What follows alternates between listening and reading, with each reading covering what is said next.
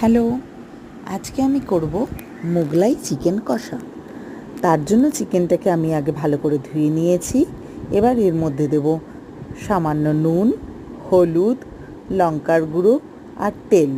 এবার চিকেনটাকে কিছুক্ষণ মাখিয়ে রেখে দেব। নেক্সট তারপর আমি দেব কিছুটা দই আর আদা, রসুন, টমেটো বাটা দিয়ে আবার কিছুক্ষণ মাখিয়ে রেখে দেবো। এই দইটা কিন্তু আমি ঘরে পেতেছি এবং খুব ভালো পড়েছে দইটা, সেইটা আমি পরে তোমাদের রেসিপিটা দেখিয়ে দেবো। এবার তেল আর ঘি নিয়ে গরম করে তাতে গোটা গরম মশলা, পেঁয়াজ দিয়ে ভালো করে ভেজে নিলাম।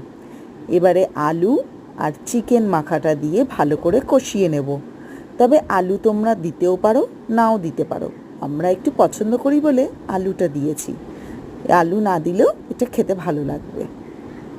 যখন পুরো কষা হয়ে গেল চিকেনটা, তখন তার মধ্যে একটু দিলাম গুঁড়ো গরম মশলা। লাস্টে একটু ঘি দিয়ে আমরা গরম গরম সার্ভ করব মোগলাই চিকেন। এবং লাস্টে যে ঘিয়ের গন্ধটা, আহা, দারুণ।